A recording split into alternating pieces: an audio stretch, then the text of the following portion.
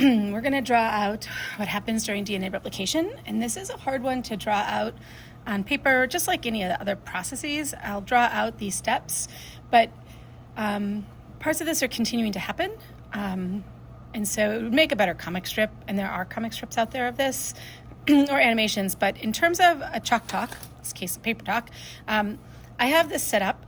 I have a copy available for you if you like. You can find the link below. This is our DNA strand that we're going to focus on for DNA replication.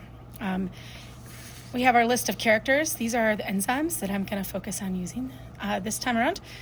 And so if we take a look, I've already drawn the DNA so that we have this section in here that is open. And this has been accomplished by the work of a couple of enzymes. And the one thing I think I should point out is that this DNA here would be twisting still. So that first enzyme that is going to function is our topoisomerase. I'll draw that guy in here with pencil. We'll give him some little eyes. And his job as topoisomerase is going to be to keep the DNA kind of straight. So he's going to hold DNA, he's our straightener, and he's going to hold the DNA in a semi-straight position so that the other enzymes of replication can get to work. Right, so there's our enzyme topoisomerase. In step 1, he's going to be untwisting.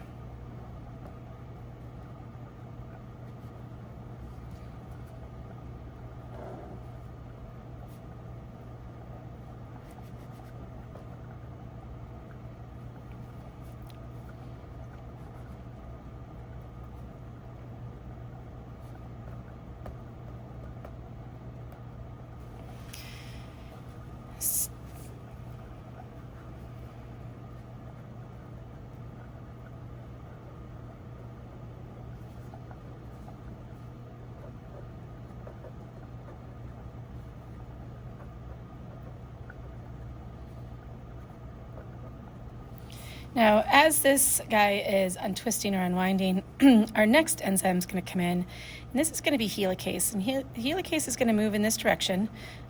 He's actually going to be making the replication origin. So we're kind of showing this happening here, but they've already been at work on this open section here. So our helicase is going to come in. There he is. There they are. Working to break the hydrogen bonds. So he's going to be step 2 here. And helicase is going to work to unzip or break the weak hydrogen bonds, holding the bases together.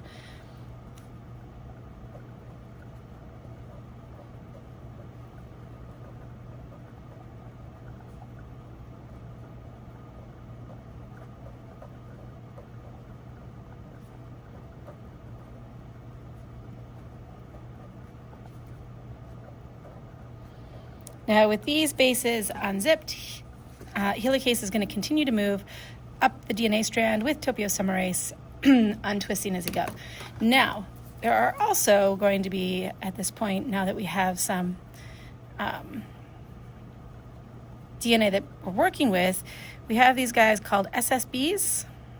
And the SSBs, the single-stranded binding proteins, are going to sit along here, and they're kind of going to act a little bit like thumbtacks or push pins, where the SSBs are going to keep our DNA from really winding back up on itself as the helicase and the topoisomerase move on.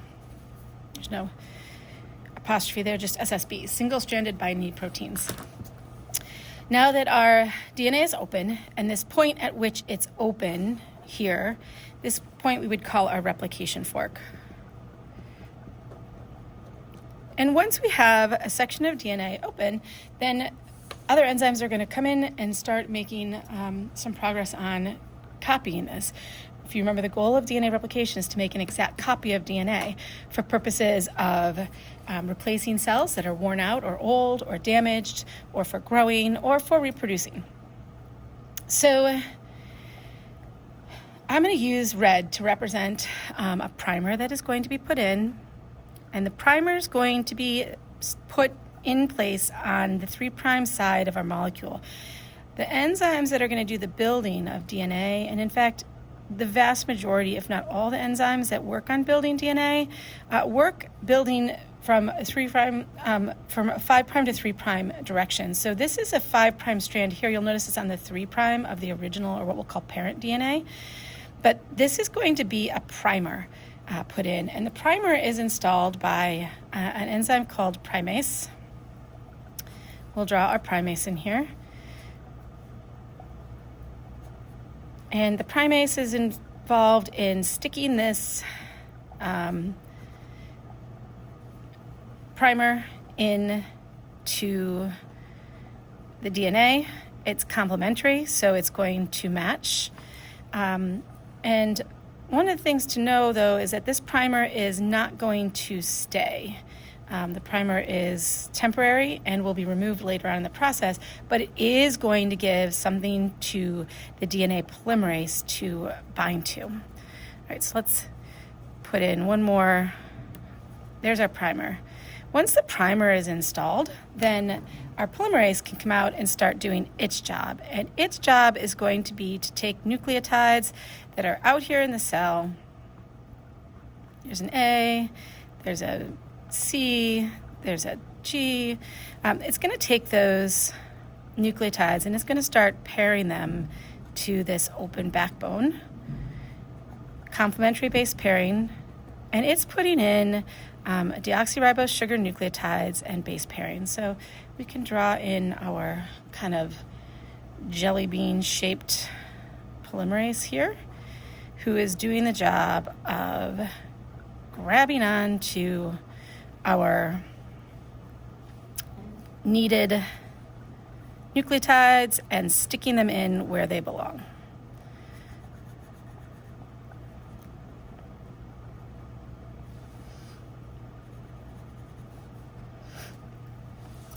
Right, and you'll notice he's moving along in this direction. So this guy is moving towards the replication fork and is moving from an area, remember we said this was 5' here, towards the 3' direction of the new DNA. If you compare this to the parent DNA, this original one, this parent DNA runs from 3' to 5'.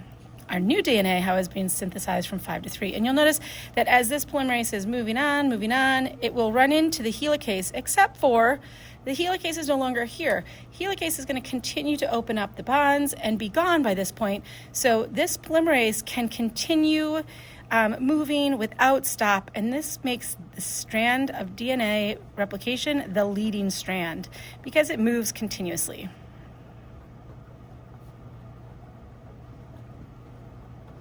It will stop when the helicase has stopped opening because it ran into another replication bubble or it ran out of DNA.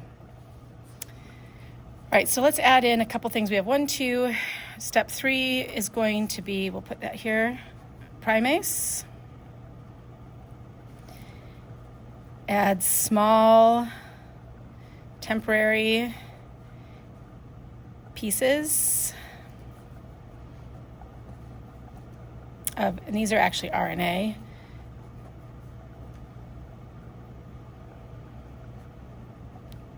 To the parent, and those are complementary.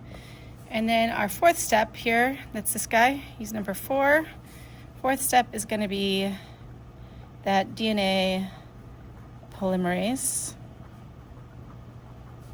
builds the new strand, what we'll call the daughter strand, by base pairing or matching when an adenine nucleotide is needed to pair with a thymine nucleotide, or a cytosine is needed to pair with a guanine.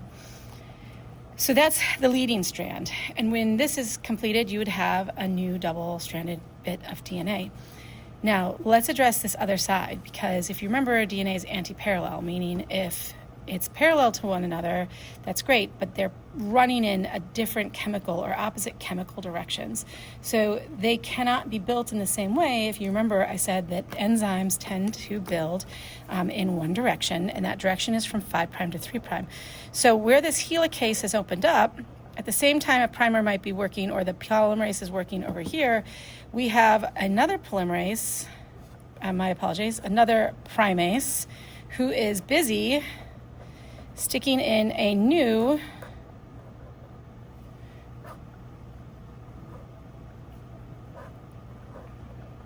bit of RNA primer over here. All right, so now we have our new primer that's being built, and it's complementary. Oops, my mistake. There's a C there. This primase has put this guy in, and now the polymerase can come in. I'm going to use a slightly different color this time around. So our polymerase can come in, and it can start building and adding nucleotides in this direction. So we'll put an arrow on there so that we can see that this polymerase is going to be building in a slightly different direction.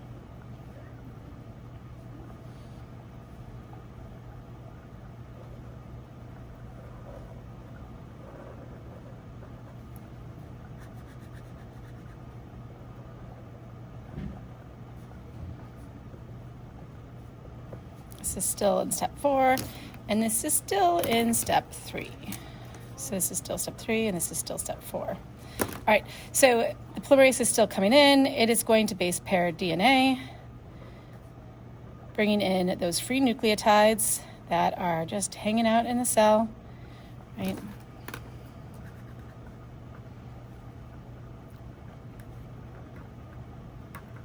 There they are, hanging out in the cell, and he's busy in putting those into the new, or attaching them to the backbone, the original, again, parent strand. So this is another parent.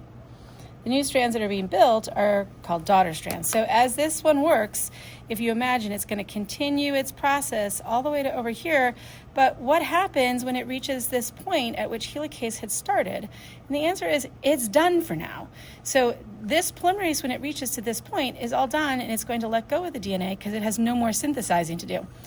But in the meanwhile, our helicase over here and our topoisomerase over here have been progressing, and so now there's going to be a whole bunch of open nucleotides here to base pair on. So this process is repeated. A new primer is put in, a polymerase comes back in and starts building in these segments. And so this side of DNA replication is called the lagging side, or the lagging strand. And DNA is built what seems like backwards. It's still from 5' to 3'. It's just that it's opposite. It's the opposite direction of the replication fork, right? Where the leading strand moves continuously, the lagging strand builds in sections.